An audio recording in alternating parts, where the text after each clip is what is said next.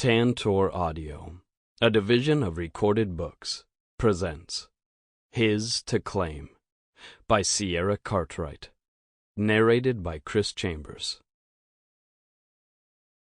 Chapter 1. There were a hell of a lot better ways Mason could be spending his Friday night. Watching a documentary on television, for example. Doing woodwork in his shop. Putting together ideas for his upcoming pitch to a home and garden network for a renovation show. Instead, not looking forward to the evening, Mason pushed through the door that led from the stairs to the reception area of The Quarter, New Orleans' most exclusive BDSM club. Because of the large number of guests arriving for tonight's charity slave auction, Aviana, the owner, was helping the receptionist check people in. When she spotted him, she smiled. A moment later, she excused herself and rounded the podium to greet him. "Mason!" "Milady." He raised her hand to his lips. Radiant as always. Tonight, the tall, willowy woman looked fierce, every bit the mistress she was. Her boots snuggled her thighs, and the heels sent her soaring past 6 feet tall. Her two-piece outfit was sensational.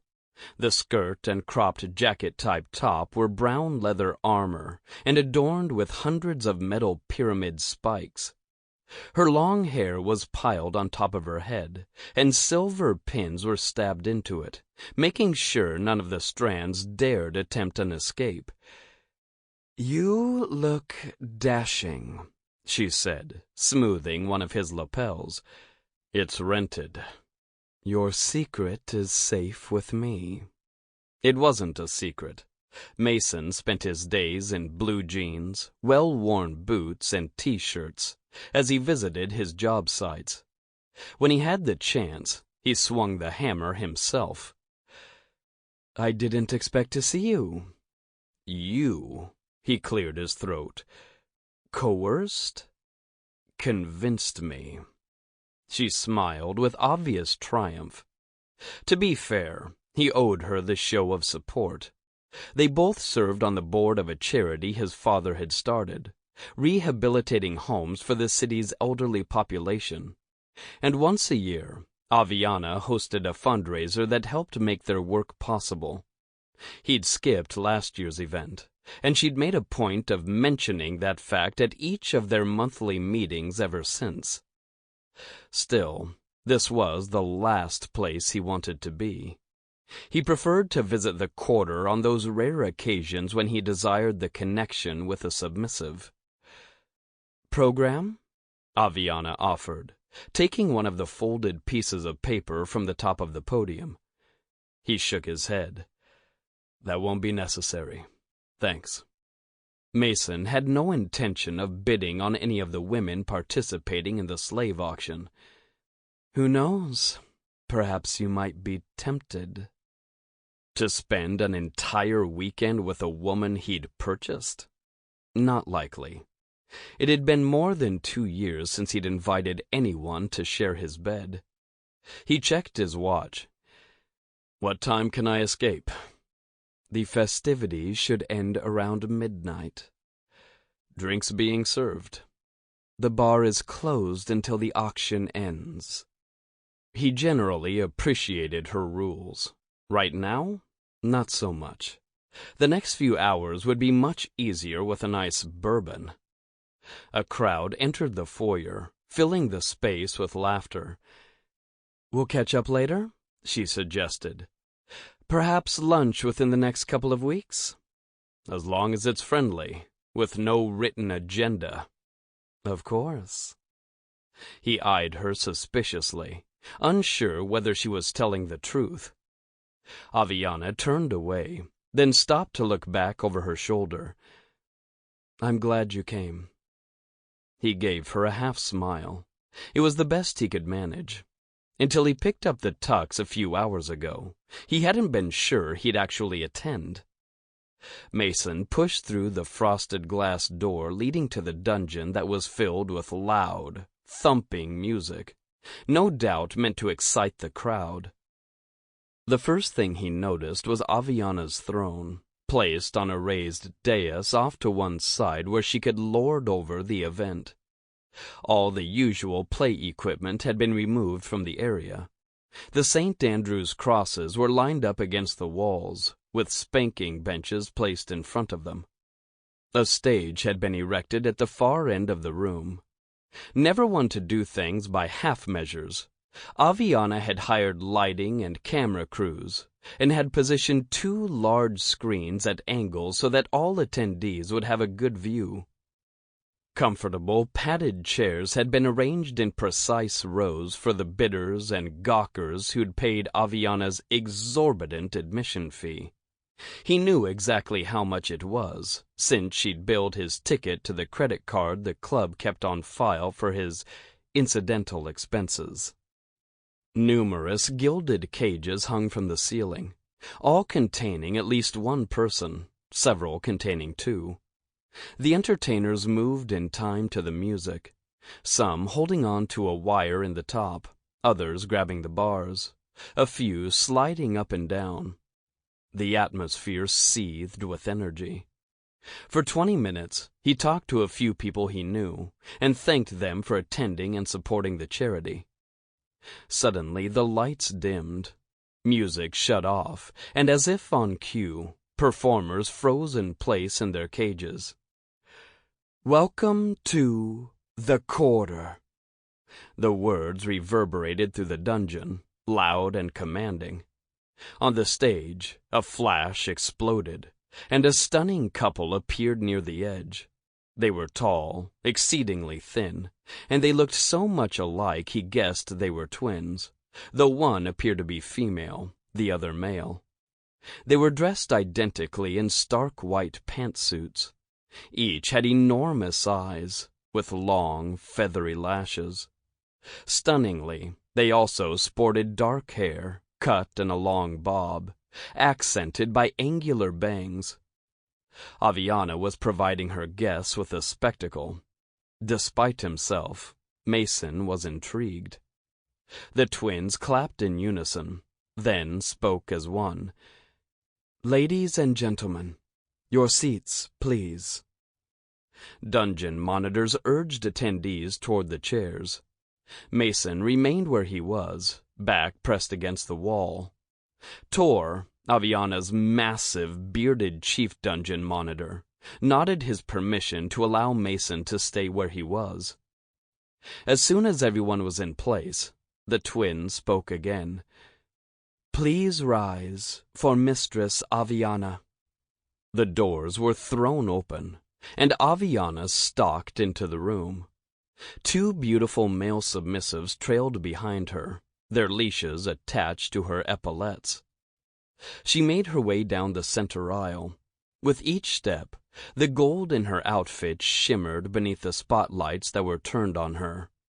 When she neared the front of the room, Tor fell in step next to her, then offered his hand as she climbed onto her dais. After waving to acknowledge her adoring crowd, she took her seat on the throne. It had been commissioned years before by an admiring sub, and Aviana's likeness was carved into the top. The rounded arm ends were custom-made from a plaster cast of her grip. As befitting her stature, the upholstery was the finest maroon-colored velvet. It had been crafted with hooks in strategic places where she could attach a slave or submissive. Once her subs were settled, curled at her feet and chained in place, the twins invited the audience to return to their chairs. Aviana didn't put on many displays of her dominance, but when she did, the power of her command was as impressive as hell. His gaze strayed to the men at her feet. At one time, he'd had a submissive who showed him the same kind of deference. But behaving well during a scene hadn't meant a flying fuck outside of it. When she finally left him, at the worst possible time, part of him had been relieved. Since then, he'd avoided personal entanglements. Until this moment, He hadn't missed having a sub. Maybe Aviana had been right to encourage him to visit the quarter more often. The twins introduced the evening's MC, Jackson Mills, a renowned, and at times polarizing, internet marketing superstar. The man had in excess of 1 million followers on his social media platforms, people who hung on his every video and podcast. He'd started giving speeches to rapt audiences, and since his recent marriage, he'd evidently stepped up his volunteer work as well. A spotlight hit Jax as he all but leaped onto the stage. He pointed a finger, then swept it wide, indicating everyone in the crowd. "Get your checkbooks out and your credit cards ready. We have the world's most stunning subs available for you tonight, and it's all for a good cause. You've heard of Reclamation, a charity that benefits seniors living in our great city." On the screens, a video started, showing volunteers scraping paint, hammering shingles into place, installing windows, working on plumbing, replacing furniture and appliances. Everyone was dressed in T-shirts bearing the charity's logo. Volunteers were dirty, sweaty, but smiling, often pictured with the residents they were helping. Surprising Mason, several of the images included a picture of him. Without losing a beat, Jackson continued, "This is what your contribution does. As you know, the need in our community is great. Because of your abundant contributions, last year we restored more than 200 homes. If you were one of the heroes who made that possible, thank you." He pushed his palms together and bowed. "But let's be honest, shall we?" His voice was low and intimate. The man's charisma had the room spellbound. "You know, damn good and well, that you're fortunate sons of bitches. You can do a fuck pile more than you do. You can dig deeper. If you don't help out tonight, you're a loser, and I'm calling you out on it. We're here for a purpose, and that isn't just to leer at some gorgeous humans. It's to leer and make our city proud." "Hear, hear!" a woman called out. The video ended, and he stood there in a shimmering pool of light. When the raucous clapping ended, Jax reached inside his tuxedo jacket, pulled out his wallet, and extracted a check. "Can I get a close-up, please?" Jax held up the piece of paper. The audience gasped, and Mason nodded approvingly. 100 grand. Not a bad way to start the evening. There was a stunning amount of good they could do with that kind of money. "I have a confession." Jackson folded the check and used a thumbnail to make the crease sharp. "I'd budgeted $50,000 for this event, but my wife watched this video. After seeing it, she volunteered for the charity." A spotlight found a woman who was at the front of the room. She wore a long gold gown, form-fitting and glittering with sequins. "In case you don't know, this is my wife, Willow Mills." People cheered for her, and Mason knew firsthand it was deserved. Despite being a submissive, she was next to her husband, and he credited her with helping him become a better man. "Tell them what you said to me, honey." "I told you not to be a cheapskate."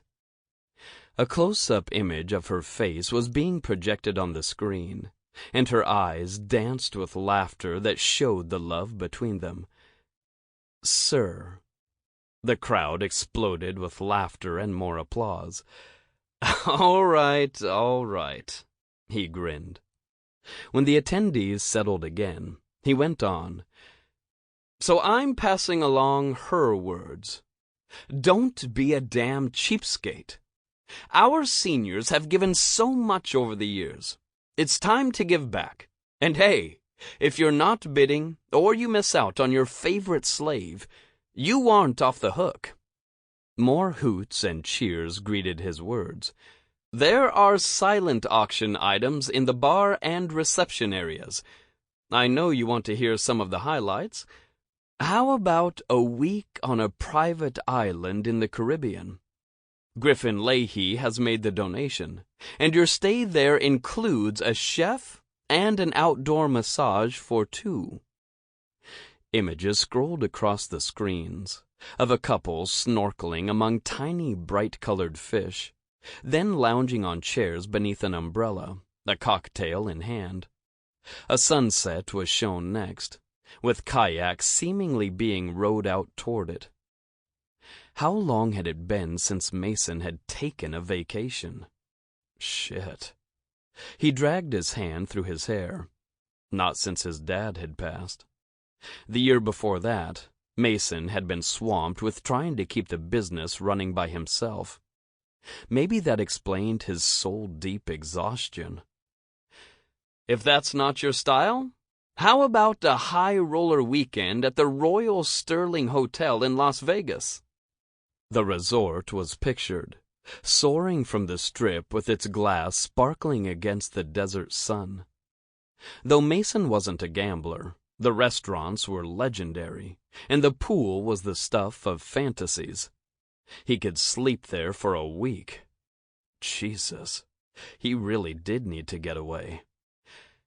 Perhaps you'd like to fall in love with New York this autumn, with a package that includes tickets to the hottest performances. The pictures showed Broadway, then Grand Central Station, a horse-drawn carriage ride through Central Park, and 3 nights and unlimited possibilities in the penthouse suite at Le Noble. Even though he had no one to invite along, Mason was tempted to bid on every damn one of the escapes. We have something for every taste.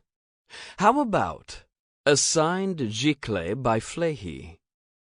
A few people gasped at the sight of the bold colors and staggering lines slashed across the canvas. Mason knew the artist was well respected. He just didn't understand why. The image was supposed to be of a rock star. If he squinted and turned his head to the side, he could make out a guitar. Maybe.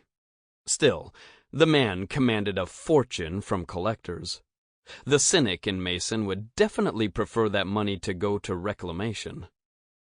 If you don't win a weekend with one of the quarter's amazing subs, or one of our spectacular prizes, we'll still accept your more than generous contribution at the end of the evening. There will be boxes throughout the space, at the coat check, at the exit, and a bunch at the bar. Oh, and one last thing. Free drinks for anyone who donates more than $5,000. He paused for dramatic effect. I hope you were prepared for me giving away your booze, Mistress Saviana. The camera flashed to her. She gave a half-smile and a very regal nod. And finally, anyone who donates over $10,000 will get an exclusive half-day consultation with me. That was reportedly worth a lot more than $10,000. Jax was gifted at studying a business, branding it, focusing on its strengths, and positioning it for success. And if you don't contribute something, your name is going on my shit list.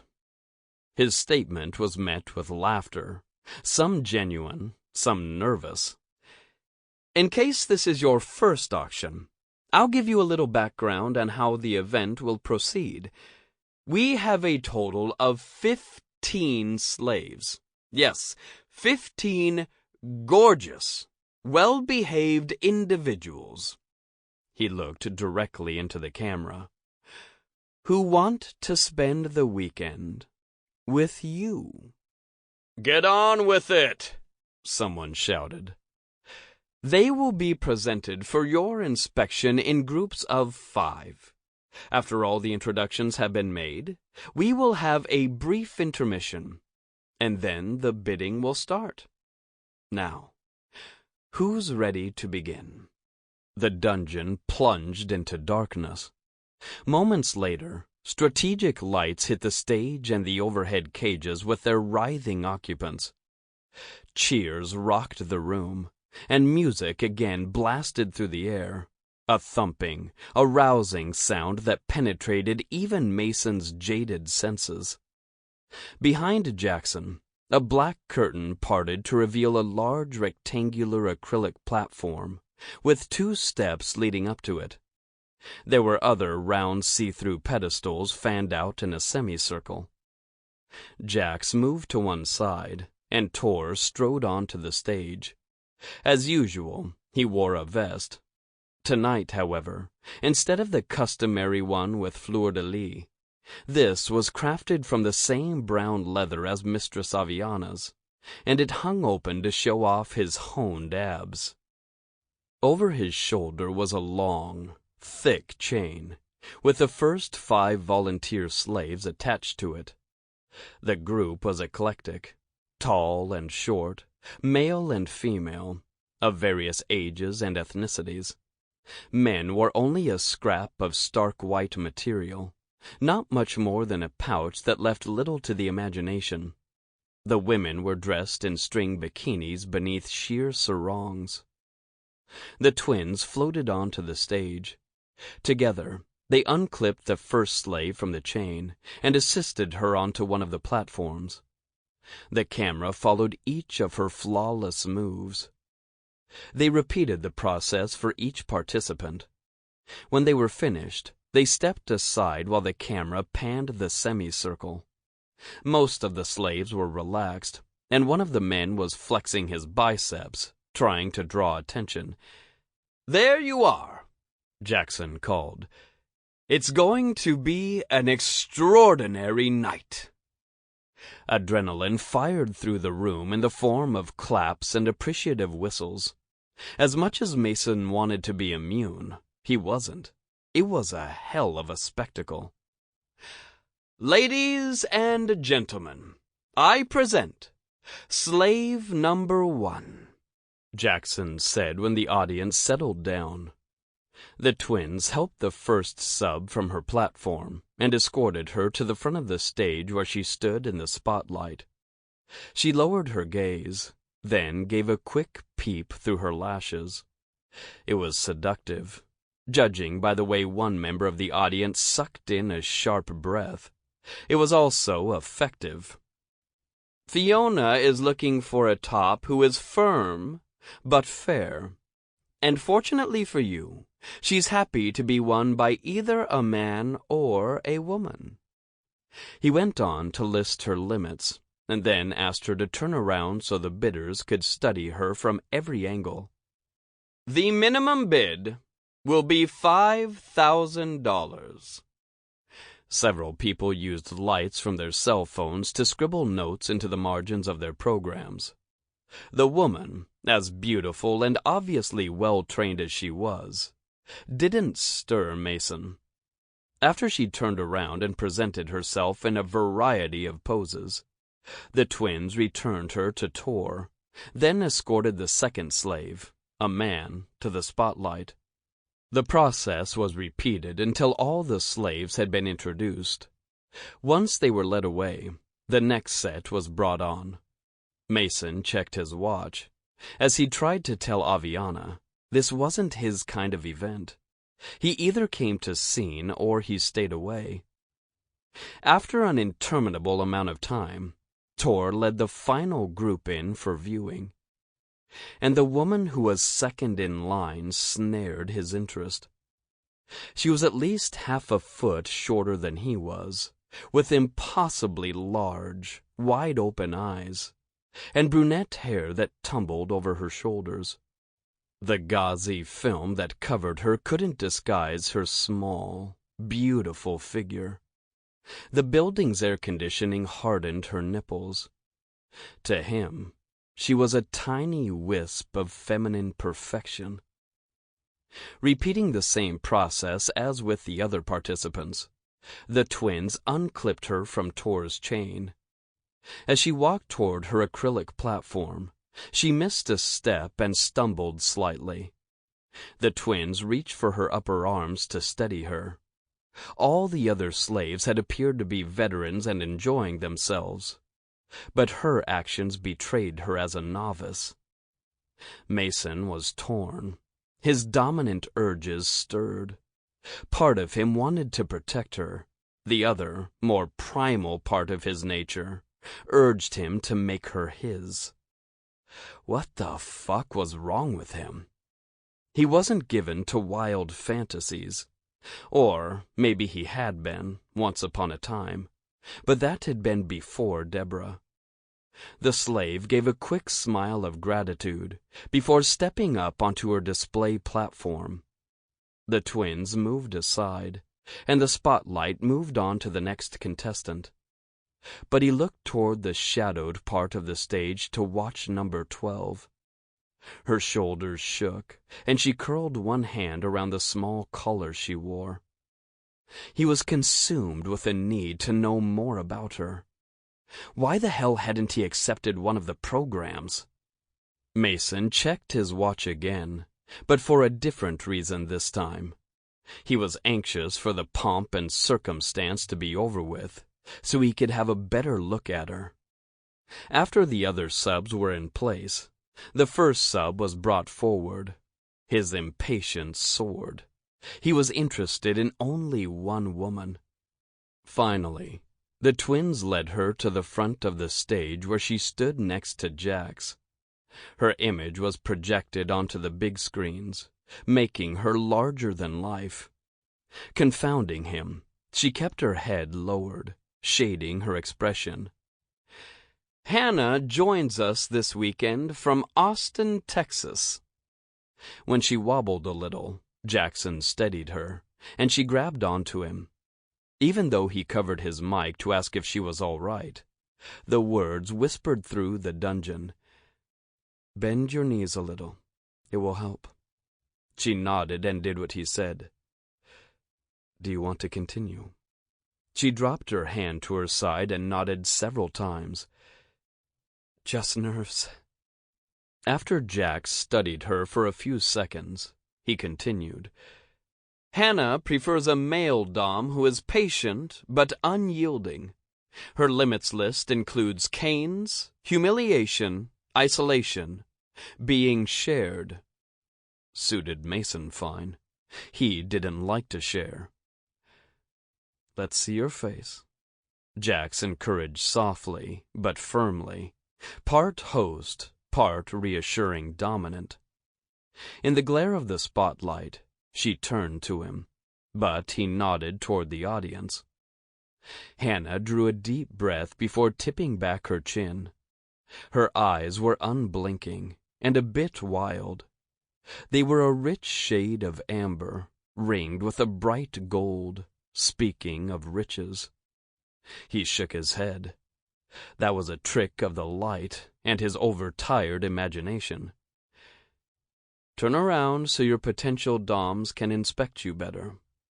The slave obeyed, and when she faced the front again, she seemed to seek Mason out. That wasn't possible. The lights would prevent her from seeing the back of the room, and the idea of her picking him out from the crowd was ludicrous. After the intermission, you'll have the chance to bid on our lovely Hannah. If you're making notes, she's number 12 in your program. The twins collected her. Several men grabbed pens. A couple more typed notes into their cell phones, pissing Mason off. The fuck? It might be irrational, but Mason decided no dom but him was spending the weekend with her. She was his, and within the hour, he intended to claim her.